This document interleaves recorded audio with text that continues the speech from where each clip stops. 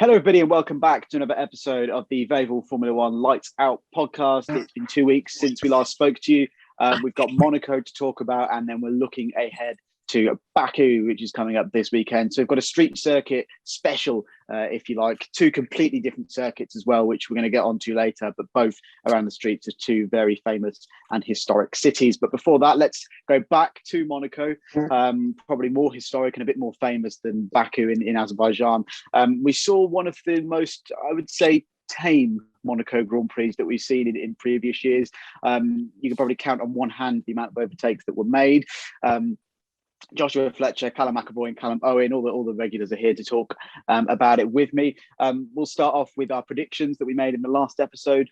Like I said, a fairly tame Grand Prix, not much happened. Most of the moves were made in the pit lane, if we're being honest. All three of us predicted with Verstappen to finish first, so I don't think we really need to talk about that one because Red Bull were just a class of everybody else at the weekend and kind of just flew off into the distance.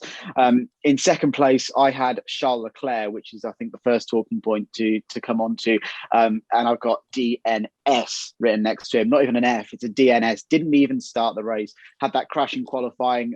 We think that some of the kind of withstanding damage, although it wasn't a gearbox problem, was it, that was reported, but we think some of the kind of withstanding damage from that crash is part of the reason why he didn't start the race. Joshua, we've never seen Char Leclair finish a Formula One race in Monaco. How gutting will that be for him? Yeah, especially sort of from being from that country, it's the sort of one that you want to impress in, don't you? Sort of your home Grand Prix, and we sort of seen Lewis do so well at Silverstone, and I think it's just cursed for him, isn't it? He's had different teams race there. He's had different opportunities. He was looking likely to stick it on the front row. Maybe pole, maybe not, but it's so unfortunate. And Ferrari looked very good in qualifying, and the race sort of Sainz was up there in P2 in the end, and they looked good. And he's made a mistake, and he's sort of get that out of sort of in a couple of years. I think we'll see him win a Monaco Grand Prix, but it's just so unfortunate for him. But I don't know, it sort of ruined Saturday. Sort of you were like the last 10 seconds, you'd be like, right, what's going to happen? Sort of there's three cars who could do it, and then someone sticks it in the wall and it just ends. And it's a bit of a disappointment. And I think we can probably all agree here that it wasn't a tactical crash, as some people were suggesting, that he put it into the wall to bring out the red flags and stop everybody else, because he was pushing as well as everybody else was, and it would have been very interesting to see where he would have finished had that qualifying session had ended properly. Callum M, I'm going to come to you. I was gutted, to be fair, to see that he couldn't start the race, because I was thinking about being sat here right now with a smug look on my face, having Char Leclair finished on the podium, with Callum and Josh not even bothering to put him on the podium. But how refreshing was it to see a Ferrari being so quick around Monaco? Oh, it was brilliant, wasn't it? I mean, you all saw the practice results, and it looked like Ferrari had a lot of serious pace and were going to challenge near the front. And then, heartbreaking to see Leclerc not start.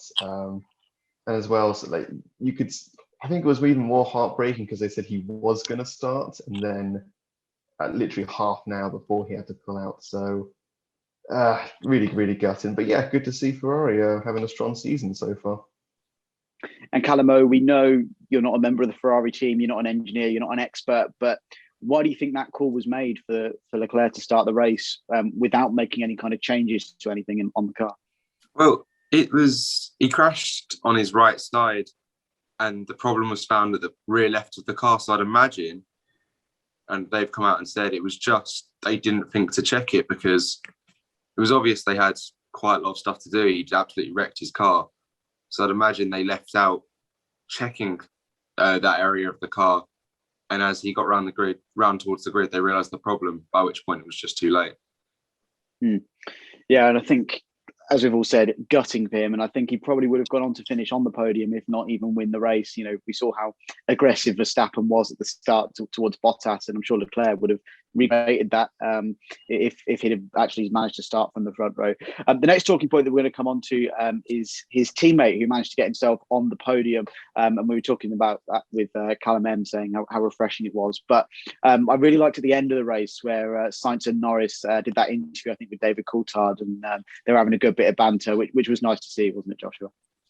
Yeah, I mean, it's always good to see sort of relationships from sort of former teammates carry on once they've moved in new directions. And I think we all knew as F1 fans the relationship was quite good between them. Obviously, Netflix didn't necessarily show that in the best light and manufactured it to cause some drama. But I think we know the relationship. I think Lando's spoken about it numerous times.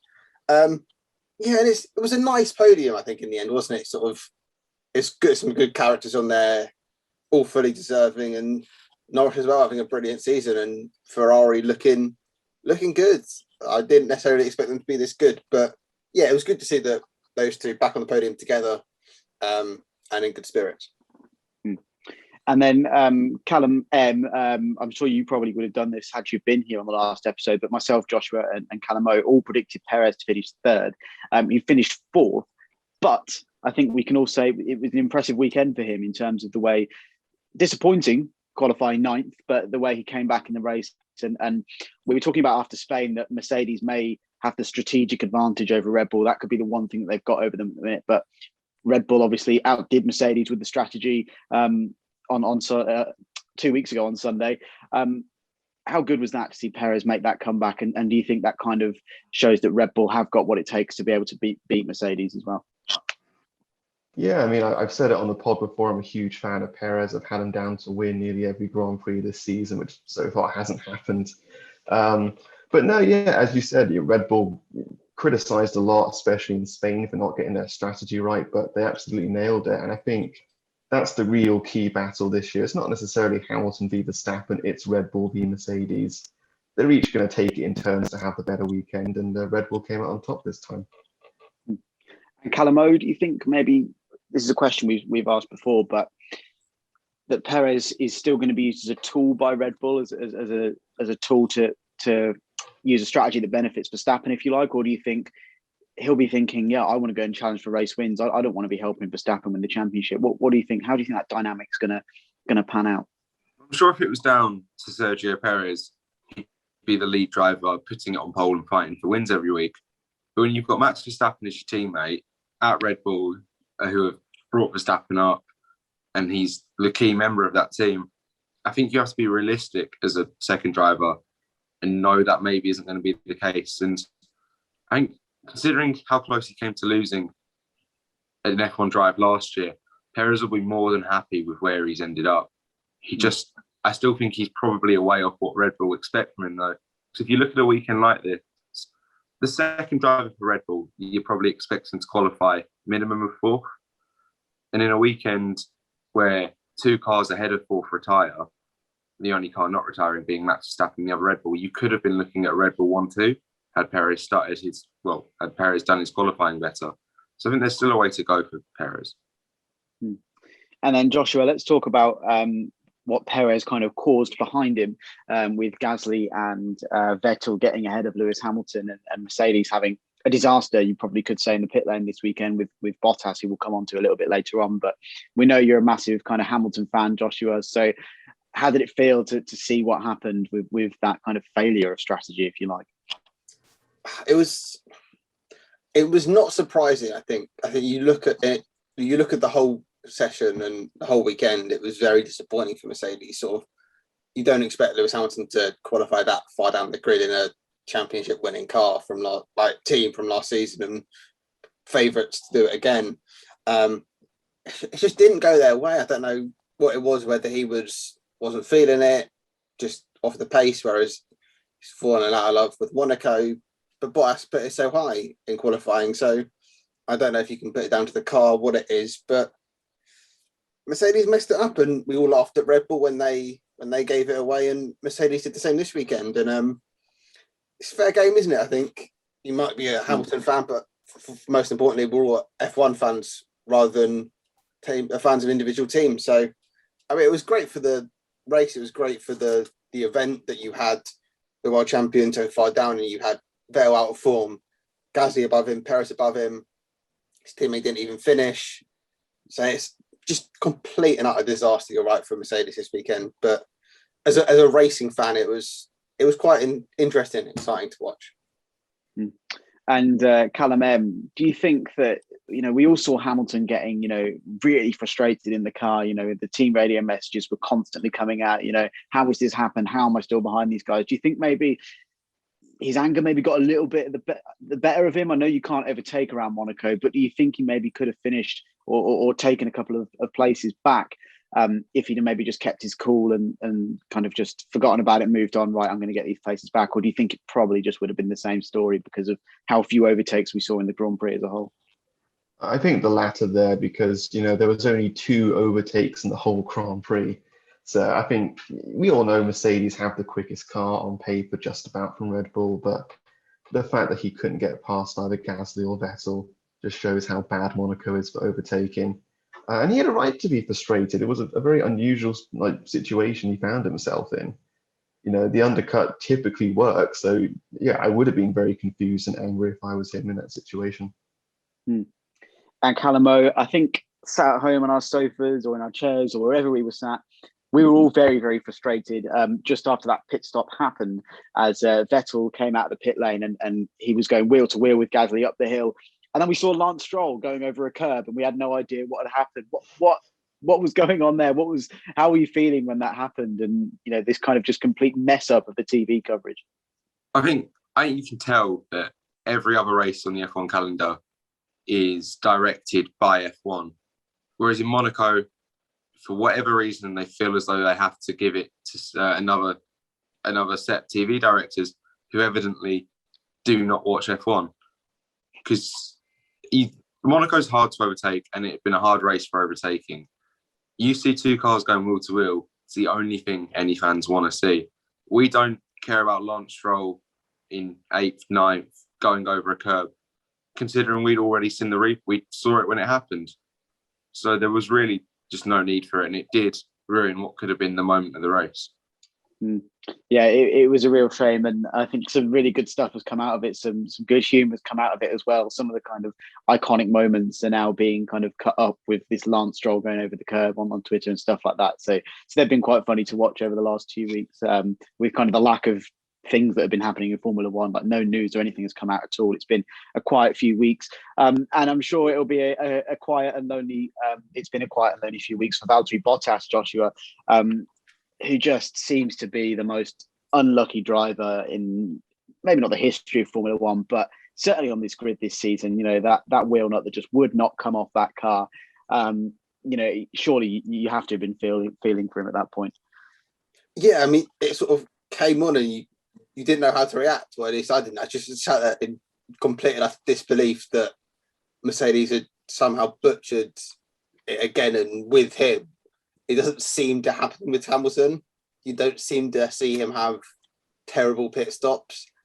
And then when he didn't get going after sort of 5-10 seconds, you just thought, is there any point in racing? You can't overtake. You're going to finish, 19th or whatever it was anyway. So retire the car, see what the issue was. And it ended up taking like 4 days or something ridiculous. Or not 4 days, but took a while to actually figure out what happened. So it was interesting. It's a talking point. It's another sort of good, interesting thing to come out and talk about with what was basically a procession of a race. But again, it's just a shame for him. But Mercedes needs to fix up, or else they're going to lose this Constructors and Drivers' Championship, which would, as race fans, would be really interesting to see that domination period end. But I don't think that's what they want to see necessarily.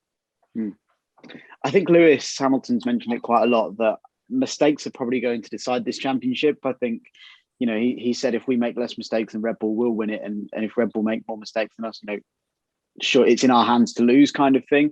Do you think that's going to be the case, Callum M, or do you think there's going to be something else that's going to kind of separate them in terms of maybe pace or that strategic advantage that one team may have with the other? Or do you think it's just going to be whoever makes the least mistakes will win this championship?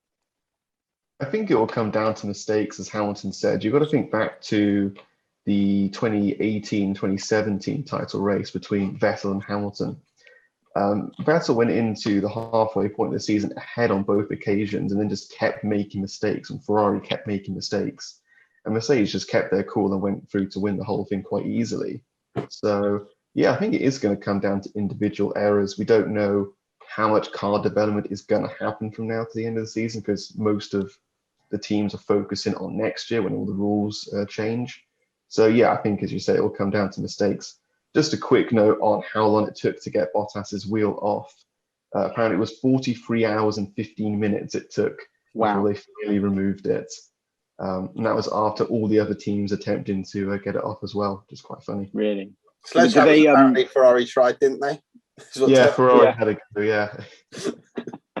Did they take it? So they left it at the racetrack for that. It was in Monaco for that long before it actually came off, or did it go back to the factory to be removed? Do you know? Or I don't know, but I quite like the idea they just had to leave it in Monaco. The car's just still sat there now and they've made a new one in Baku. It's just in the museum or something. I love it. To be fair, the one thing I did predict with Mercedes is I kind of did predict there would be a disaster. I mean, I said in the last episode there would be a Mercedes collision into turn one, and obviously that didn't happen, but it did go wrong for them. I'm also never going to predict lots of action ever again, because I called, for some reason, I thought it would be funny to say that there would be 5 safety cars in the race, and we didn't have a single one, which is like the first time we've not had a safety car in Monaco in like, was this something like 9 of the last 10 Grand Prix have had a safety car before 2021. So just unbelievable that didn't happen.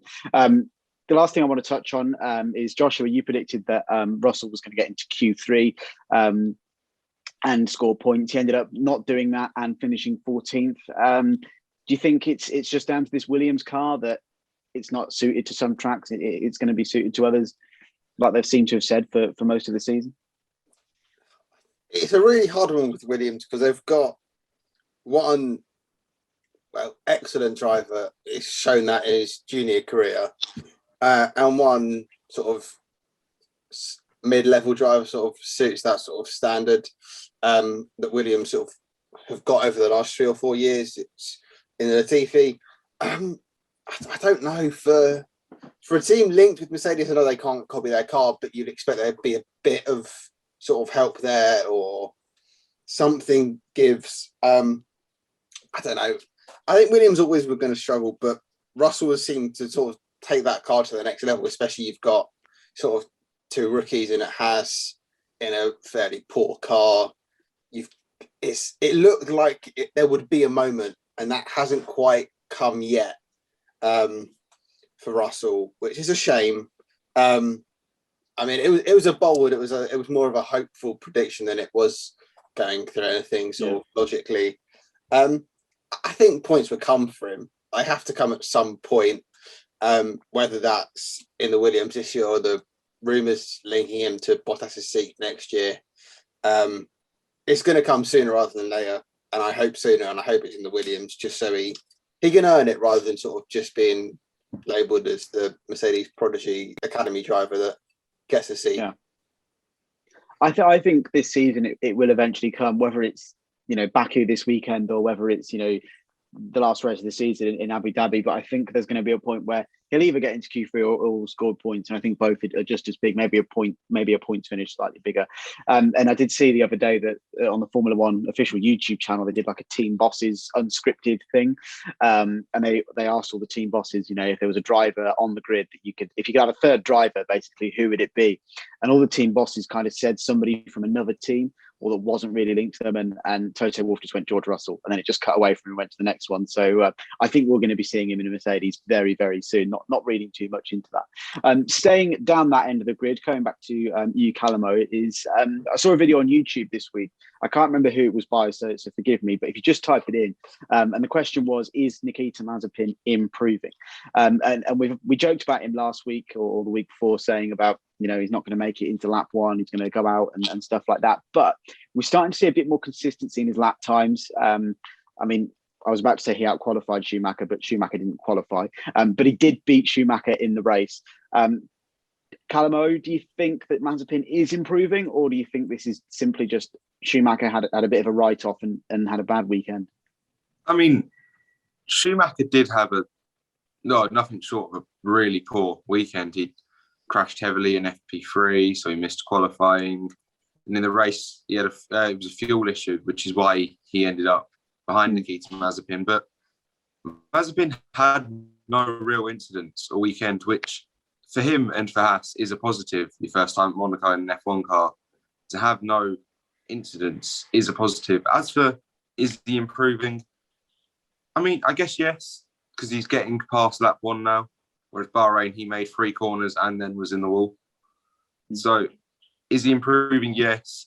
Is he still way off what you need to be even a half successful F1 driver? Yes, he's still got a fair amount of time to make. Yeah, I think I agree. And I think off the track as well, we've seen some kind of questionable things. I'm sure I think in the video I watched, they mentioned that he posted on social media something about why he was taking the knee, and it was something different to do with why the rest of the drivers were, which seemed to cause a bit of a stir on social media as well. Callum, what are your thoughts on this? Do you think Mazepin is going to start to be a bit more consistent, a little bit more sensible? Obviously, he was letting people past, obeying blue flags and things like that. Do you think we're going to see him improve over the next few weeks, or do you think we're just going to go back to square one, if you like, with Mazepin when we hit Baku and beyond?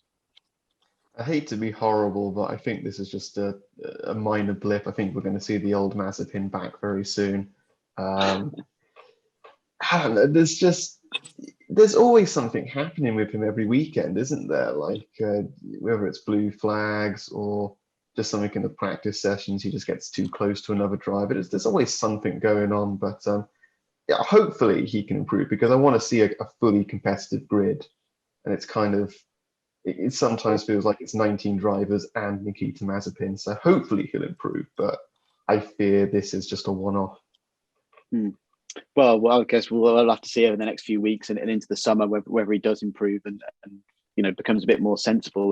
The interesting story to come out, you said about 19 drivers and Nikita Mazepin, is I've been following Formula 2 quite a lot this season, and they had a driver called Alessio De Leda, who was outside of the 107% kind of time limit that you have to be in, and they still let him race, and that was causing quite a lot of controversy. So maybe he was kind of having a Mazepin moment in Formula 2. I don't think we're going to be seeing him in Formula 1 anytime soon.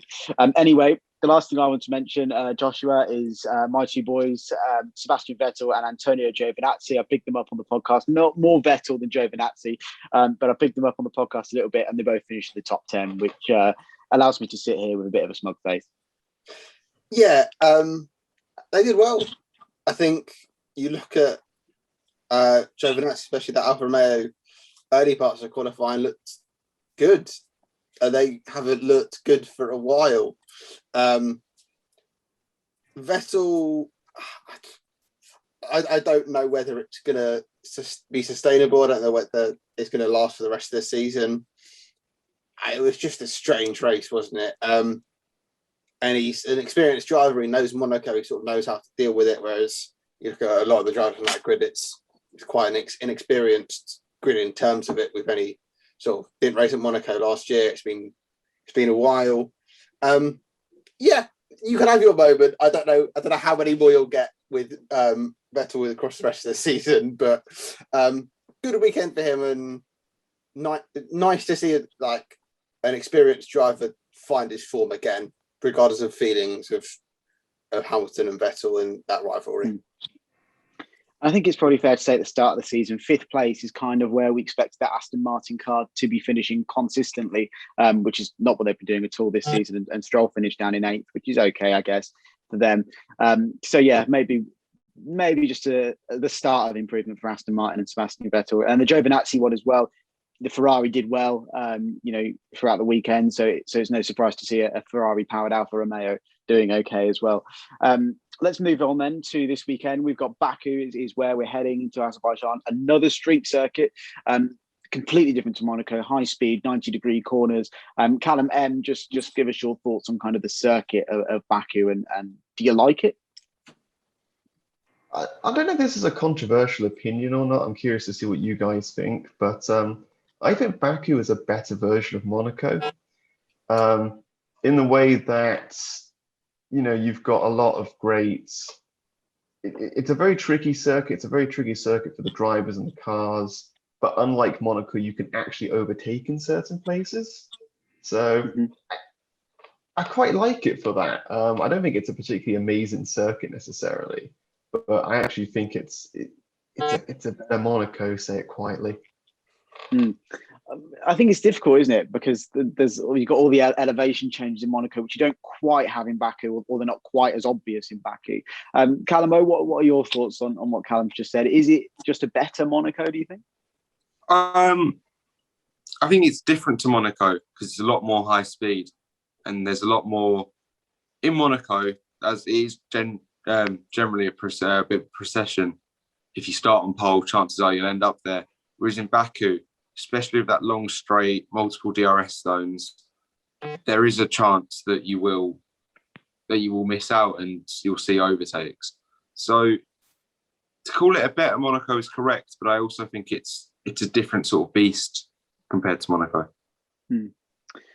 I think the only thing with me is there's a lot of straight line 90-degree corner, straight line 90-degree corner. You've obviously got the section by kind of like the castle where obviously Leclair threw it in the wall, with a massive bit of, it wasn't even understeer, he just didn't brake properly, did he?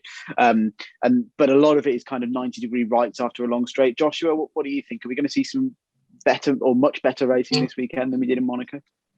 Yeah, I think it's been summed up pretty well. I think Monaco it's a parade, really, isn't it? And it's there for the history. It's not there for the quality racing. Whereas you look at Baku, and there's a lot more memorable moments in terms of racing moments. You don't have to look very far back to sort of see battles between Vettel and Hamilton. He just sort of smashed into them for no reason.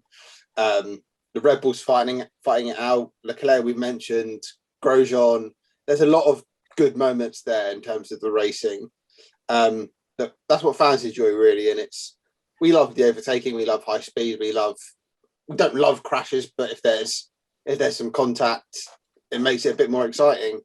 Again, it's hard to compare it directly to Monaco, but you're right. If you look at street circuits, it's the most exciting one between those two. And Callum, I'm going to put it might be a tough question, it might be a really easy question for you, but if you're the Formula One scheduling person, I don't know who that is, would you replace Baku with Monaco? Would you replace have Baku instead of Monaco on the calendar? I knew that would happen. I'm probably more of a fan of Monaco than most people, so I would say if I had the choice of the two, I would probably keep Monaco. For other reasons as well, political reasons, I guess, as well. But I'm more of a Monaco fan than most people. I would not begrudge anyone who's like, nah, Baku should stay. So. And Callum O and Joshua, your thoughts on that one? No, because I think Monaco's just a different event, and it sort of stands out as the crown jewel of the F1 calendar. And I just think to replace it with a race like Baku doesn't do Monaco enough justice. I wouldn't. If I had to pick, I'd pick Monaco. But why can't we have both? They're both completely different races, and we enjoy them both for different reasons. But if it came down to it and one had to go, I'd race up Monaco every year. Yeah, I agree, and I've talked a little bit about the F1 games as well. I think Monaco is obviously much harder on there. Baku's a lot easier, and obviously we've only been going there 5 or 6 years, maybe even less than that now, and we've already seen some pretty entertaining stuff there, which is good. I just want to mention as well the Sky Sports news reporter for Formula One, Craig Slater. He's out in Baku this weekend for them, and we've kind of all talked about how our dream job would be to be working as like a journalist or in the media in Formula One and being paid to do that. And he's obviously there this week. He's reporting on the Euros. He's going to be in Baku for the Grand Prix, and then he's staying there to report on the Euros for Sky, which sounds like my dream kind of job, to be honest. Let's move on then to our predictions for the weekend, starting with you, Callum O. Are we going to see an entertaining race? And what's your kind of podium prediction for the weekend? I think we will see an entertaining race, and maybe, compared to Monaco, yes. In the grand scheme of things, still yes, but it won't be one of the best we've had this year. In terms of my podium, it's difficult because Red Bull are in form. There's a lot of debate about this flexi wing, but Mercedes have been historically very good. around Baku. I'll include my wild card in this. My wild card is that Valtteri Bottas will take pole. Ooh. And I think he'll convert it into a race win. Then we'll see Hamilton second, Verstappen third. Just I feel the Mercedes are strong around Baku, sort of historically, and they'll be looking to come back after a shocking Monaco. So I think Bottas, he's been the main talking point of probably the past 3 years. 2017 is charged from the back. 2018 getting a puncture from the lead right at the end, and obviously winning it last time we were there in 2019. So that's my prediction. Bottas from Hamilton from Verstappen. I think with me, I'm reverting back to type. I agree with you. I think Mercedes are going to be really fired up after a terrible Monaco weekend. I think it would be great to see Bottas win it because someone will correct me if I'm wrong, but we've only seen Verstappen and Hamilton win the races this year, haven't we? So my podium is Hamilton followed by Verstappen and Bottas. I think we're going to go revert back to type with that one. Callum M, what about you? What's your podium prediction for the weekend? I'm playing devil's advocate again, which I love to do. Perez win? Surprise! No, not Perez win actually. I got Perez second. Valtteri Bottas will somehow get a podium and finish third. And I'm going Lando Norris to win. I love it. I reckon. Talk to us about that. Yeah. He's looked really quick. Obviously, last few Grand Prix, been on the podium a few times this season. I think now could be the chance for the win. And I get the feeling it's Baku, something might happen between Verstappen and Hamilton. Whether they crash, whether it's a pit stop error again, I don't know. If there's any craziness to be happening, it's going to happen in Baku. So, Norris, Perez, Bottas is my podium. I think to see a different Brit win as well as we all are, to see not Lando win would be awesome. And that would just be fantastic. Joshua, you've got to come up with something special to top that one. Give us your prediction, please. Well, I think Verstappen's going to win again. I think it's the first time in 6-7 years or something crazy like that Mercedes haven't topped Constructors' Championship. He'll be fired up. He's got the opportunity now. He's in charge. It's only 4 points or 6, whatever it is, but he's in charge. It's his as it stands. It's his to lose, and I think he'll be desperate to prove a point and sort of say, it wasn't just down to Mercedes' poor strategy or mistakes, and he's a good driver. So I've gone Verstappen, Hamilton, Leclerc. I said Ricciardo would outscore Lando. And again, I think there'll be a crash between Hamilton and Verstappen. There's always some sort of drama between either one of those two.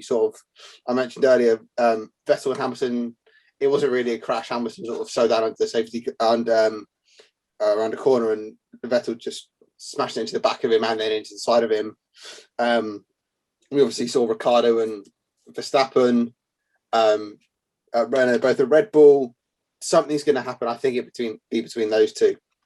But I was interested today. What do you think about that Verstappen and Ricciardo crash a few years ago? Because I've seen a lot of repeats of that recently in the build-up to it. So I was wondering what you thought of who was in the wrong at that one. Verstappen for me. Moved twice under braking.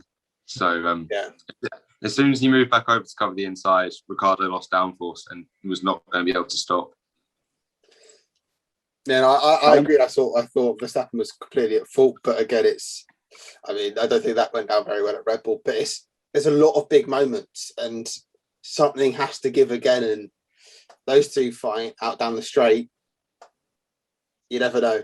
You never know. Yeah, I'm really looking forward to seeing that, and I think Netflix really bigged that crash up as well, didn't they? In kind of traditional Netflix style. So maybe we'll get something like that again this time out. I think I've been wanting everyone for their podiums, and this is going to make a cracking start to our next episode because we've all gone for a different winner. I've gone for Hamilton, Joshua's gone for Verstappen, Callum M has gone for Lando, and Callum O has gone for Bottas. So we've all gone for kind of completely different podiums and winners, which is going to make an interesting start to next week's episode. The last thing I want to ask, obviously, Callum, we've already had your kind of wild prediction, I think.